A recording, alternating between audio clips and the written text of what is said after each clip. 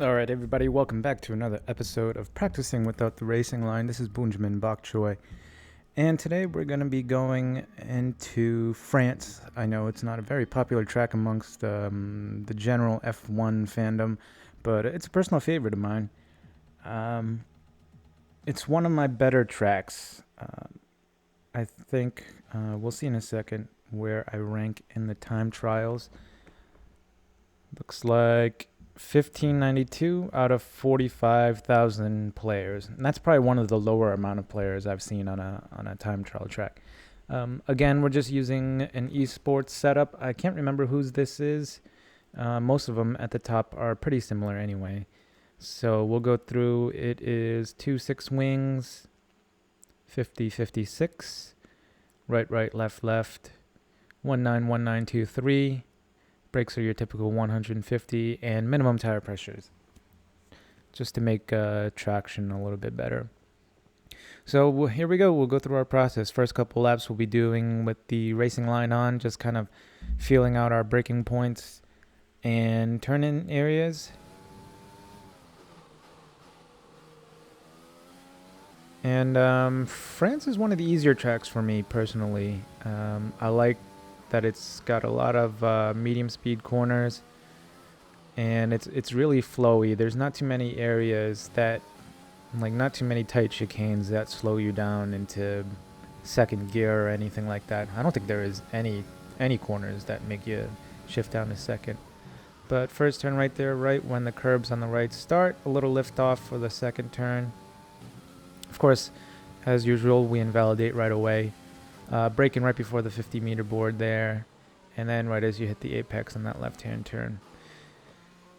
France is kind of hard because some of these corners don't really have braking boards, so you kind of just have to go by feel. And I think that's why so many people have trouble with it. Just either that or they're not really fond of the track. Coming up here to probably the slowest corner, braking right before the curbs, the red and white curbs start on the right.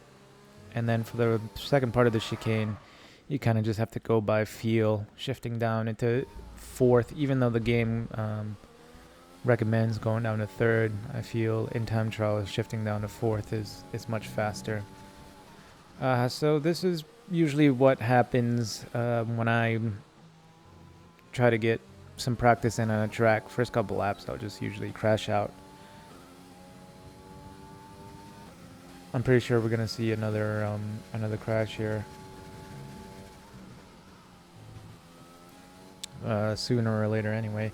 But this actually starts out pretty well. We're about a tenth and a half up on our personal best.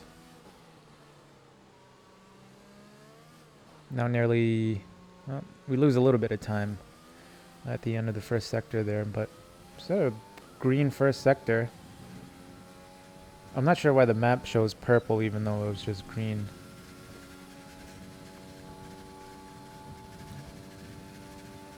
So again, braking right before the red and white curb start on the right there. And then this right hand turn's kind of just, you kind of just have to go on feel. There's no braking markers or anything. At least for me, I don't have any braking markers there. Just kind of have to feel the car, feel when the car wants to turn in. Same thing with this corner here, but usually you hit that first apex. It's a double apex corner, so I usually just hit the brakes a little bit after going through that first apex. And then on this turn right here, that little red and white board on the left, and then this final corner, again, is another one of those where you just have to kind of go by feel and muscle memory because there's no brake markers. Again, for me. But we actually set a new personal best and jump up to 1,413th on the leaderboard. So that was a pretty tidy lap there. So after you kind of get a feel for it, feel for the braking zones, I like to just turn off the racing line and do a good amount of laps. So here we're going to jump to one of the first attempts without the racing line and just kind of see how it goes. And on tracks that I'm really comfortable with, I like to try to get a good amount of laps where I'm within in or around a half a second of my personal best with the racing line on. And then once I get like maybe 3 or 4 consistent laps in a row where I'm close to my personal best, then I like to jump into the race. But here, as you can see on the first attempt, it's really clumsy. We've already invalidated our lap, but it's good to still keep going anyway, just to kind of keep in the rhythm of the track here. You don't want to, start the lap and then crash out on turn 1 and then constantly restart your lap and just kind of keep attempting turn 1 for like 10 or 15 times. It doesn't help you create muscle memory and rhythm for the entire lap.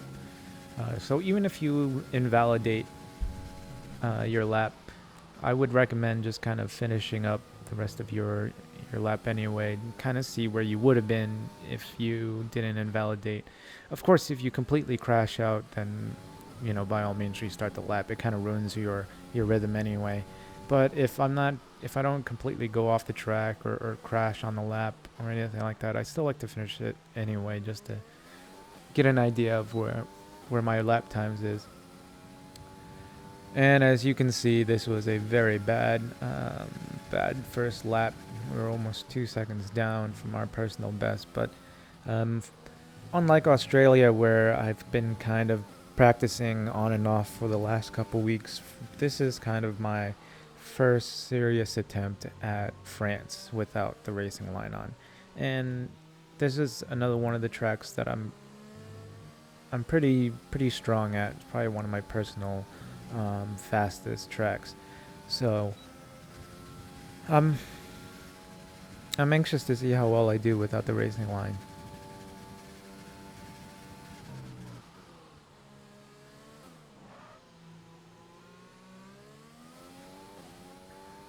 So again, we're already 1 second down from our personal best. So with the racing line on, I can usually win races with the AI difficulty at 105. At 110, Hamilton gives me problems. Sometimes Verstappen will give me problems.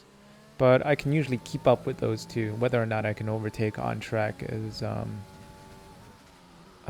another story. So it just depends on how I'm driving that day. But I'm pretty confident with the racing line on, with the AI difficulty at 105.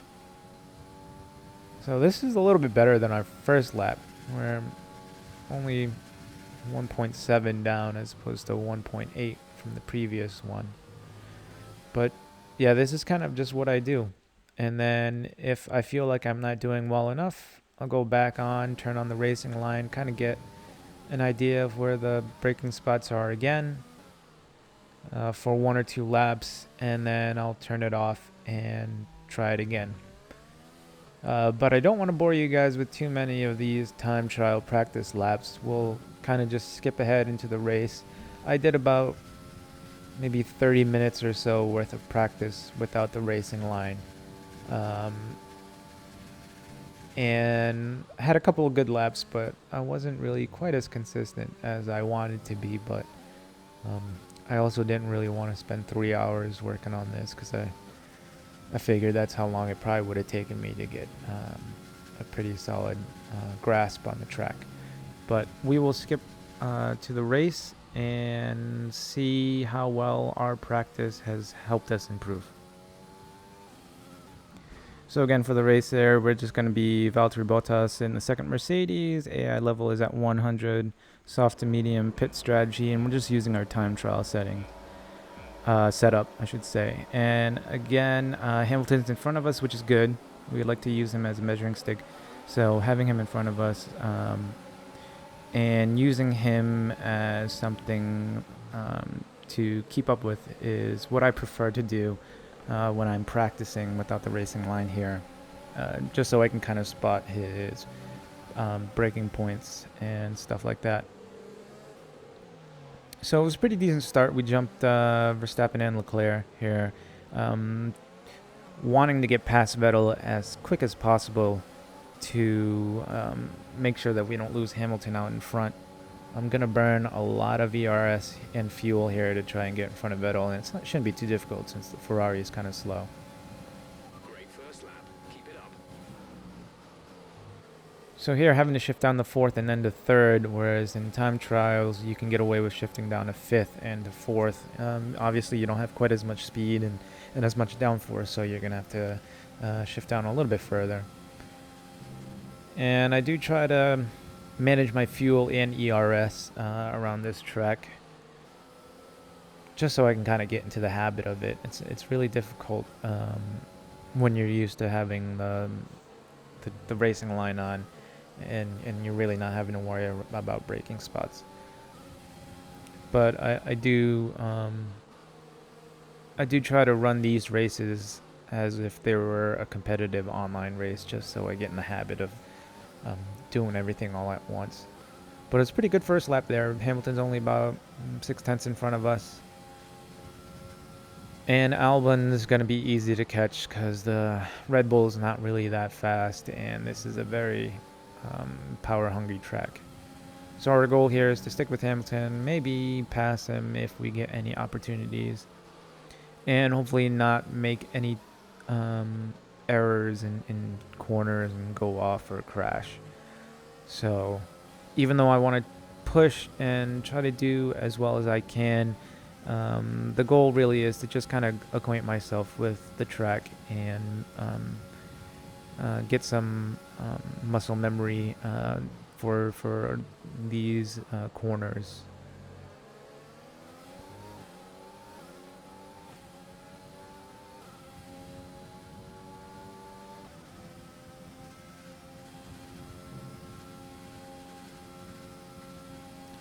We're only about halfway through the second lap, and we've already dropped Vettel back about 2.5 seconds there.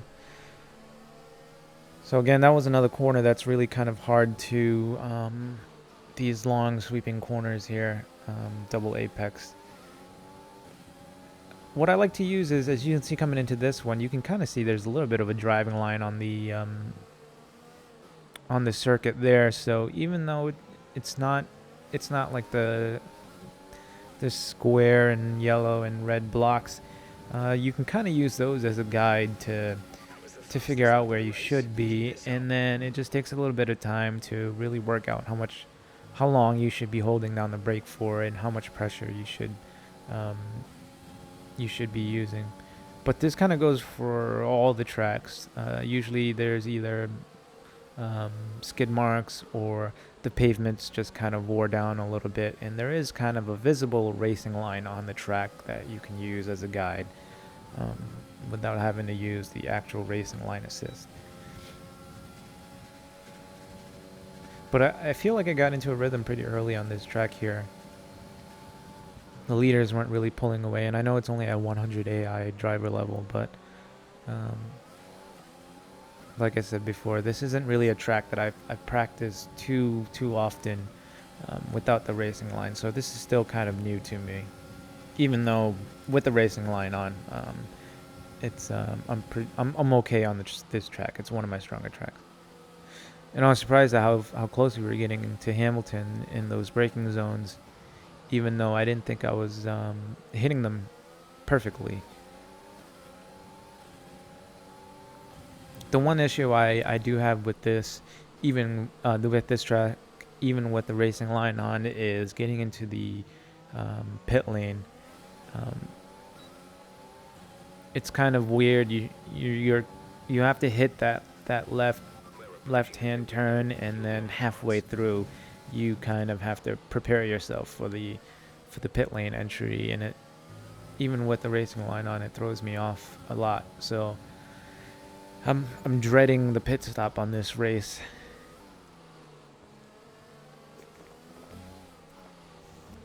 But now we're into lap 4, and we're still right on Hamilton's rear wing, which is good. I was surprised. This is the first race I've tried to run at Paul Ricard without the racing line.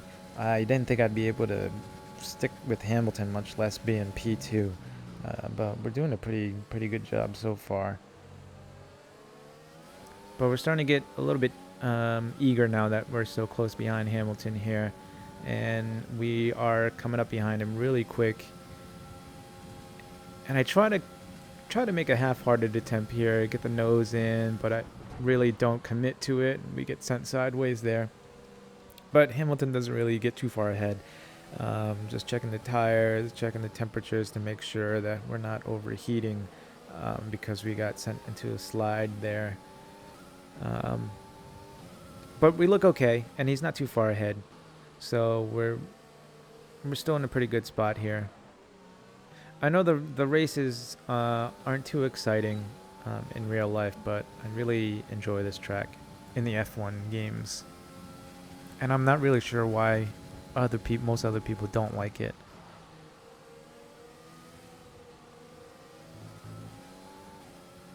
Now that the tires are wearing out a little bit, you can kind of see that I'm having some issues going into turns. The car's a little bit lighter now. I mean, it's only lap 5, but we've burned off a little bit of fuel. The tires are a little bit worn out. Even though we set a purple sector there for a sector 1, I feel like during this point in the race, I was having trouble with the car just because the fuel load was lightening up a little bit. The tires were wearing out a little bit, getting a lot of dirty air because we're so close to Hamilton. And the fact that this was my first race without the racing line on, I started to run into a few problems right around this time. Engine's overheating a little bit, but again, overheating engines don't really make you lose too much power.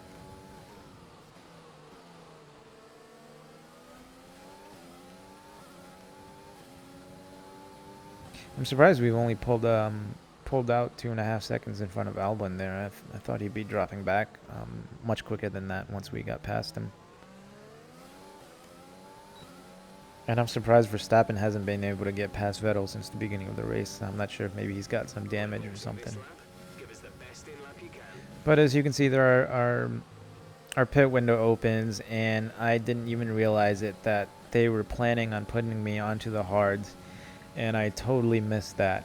And you'll see once we go into the pit lane, I try to switch it over to the mediums, but by the time I realized that we were going onto the hards, it was a little too late. The option was grayed out on my MFD, and we couldn't swap over to the mediums. So now I'm thinking I have to pass Hamilton. I don't want him to pit in front of me and make me lose time, just in case he was planning on coming in that lap as well. But I'm not really sure how the pit strategies work out. If Jeff told me to come in on this lap, I'm not sure if Lewis would have come in on this lap as well. Haven't paid much attention to that. But just to be sure, I pass him anyway on track, just so we don't get caught out. Just because of the weird pit entry there, I don't want to be setting up to go for a pit stop and then right at the last second see that Hamilton's going into and then have to pull out.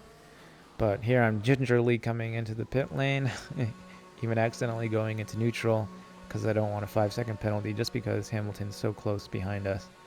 And as you can see here, I realized that right at the last second that we were going onto the hards, Exit now. which kind of sucks. There's only 6 laps left, and definitely did not need to go on the hards. But now I'm just hoping we can pull a quick enough outlap here that we can create a larger gap so that when Hamilton comes out of his pit stop the next lap, we have a bit of a gap between us, and I can kind of get away with being on the hards. But again, as you can see, we can go off track right away. And it's hard enough going from softs to mediums, just because most of my practices are in time trial. And like I said in the last video, you can't really choose which tire to practice on.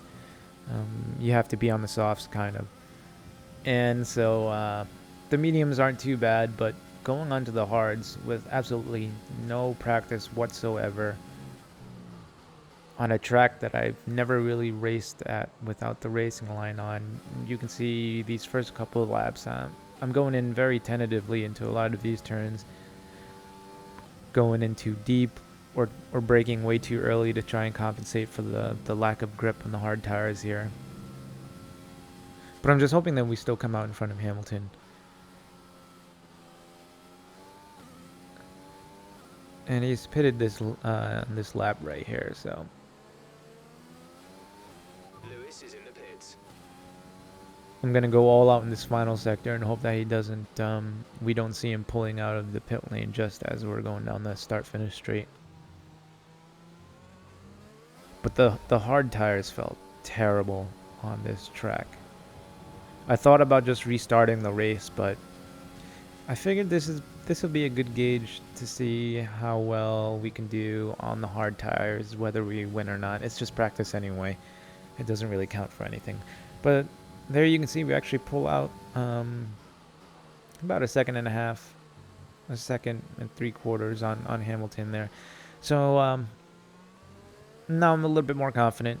Just try not to make too many mistakes. We actually set a purple first sector there, which was surprising on the hard tires. So as long as we don't make too many mistakes here, hopefully we can stay out in front of Lewis. And I feel like this race has gone pretty well so far without the racing line. And towards the end of the race, I started to get more comfortable on this track. And I feel like I would probably have a little bit of trouble going back to the racing line.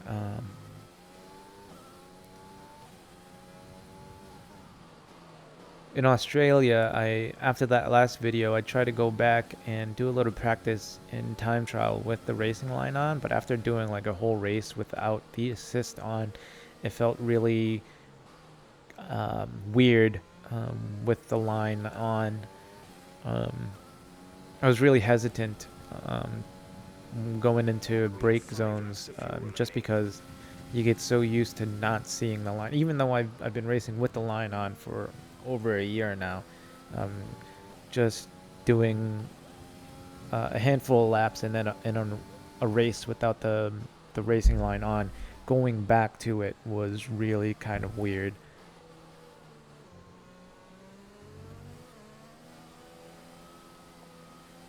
But hopefully after racing without the racing line on, hopefully I won't need it anymore permanently.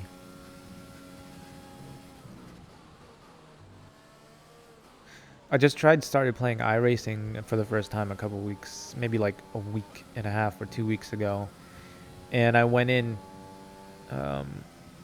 intending not to use any assists at all right away, but the handling mechanics are so completely different than anything I've ever played before. I've done a little bit of Assetto Corsa Competizione and like the PlayStation games like Gran Turismo Sport and F1 2020 on the PlayStation and on the PC. And iRacing is, I mean, I hear that people say that it's really realistic, but it was so completely different than anything I've ever played before. So I tried not using any assists right away, but not having any knowledge on the game or most of the tracks, because a lot of the free tracks are just oval tracks or tracks that aren't in the F1 games. It was really that much harder for me to kind of get used to that game.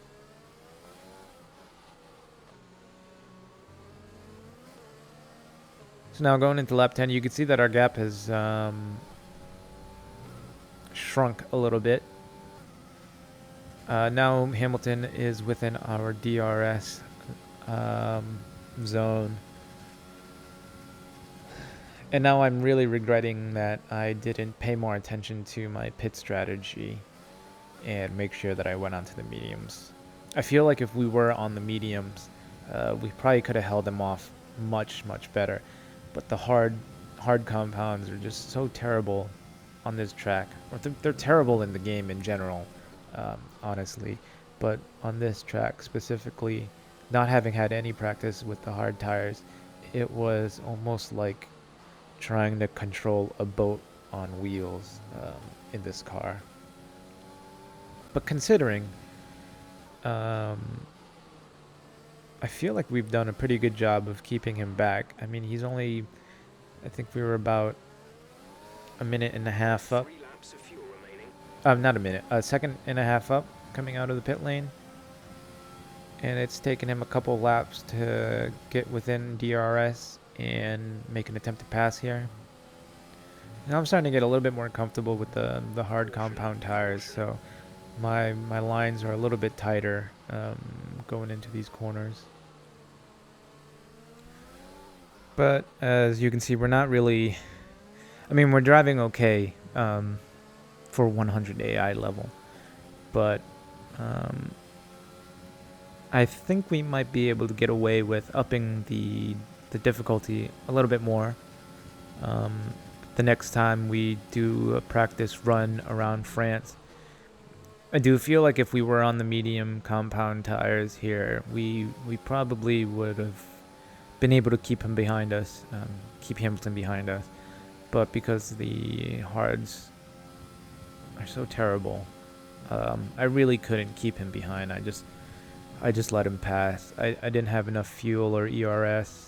Well, I had a little bit of fuel, but not too much to play with, and not much ERS at all. So I'm trying to keep him behind us by running overtake and Rich was kind of a waste. I figured might as well try to just let him pass, try to stick with him, stick in his DRS, and then maybe on the last lap try to overtake on that long back straight. But maybe for next time, we might be able to up the AI difficulty to 101 or 102 and then slowly work our way up towards 110. I think Australia we finished P2? Was it P2? I think it was P2. I just made that video earlier this morning and I can't remember now. But with Australia, I think we might be able to get away with upping the difficulty a little bit more. Maybe next time I'll try 105. But France here, I think maybe we'll try 102 or 103. From my experience, every 1 point in the AI driver level that you go up, the AI drives about, or at least the top AI drivers like Verstappen and Hamilton, they usually drive about 1/10 of a second quicker. So because we weren't, I mean, we were close behind Hamilton here, but we were on the hards, and we weren't behind him by too much. I might up it to 102 or 103 and then see how we do from there, and then decide on what difficulty we will do next.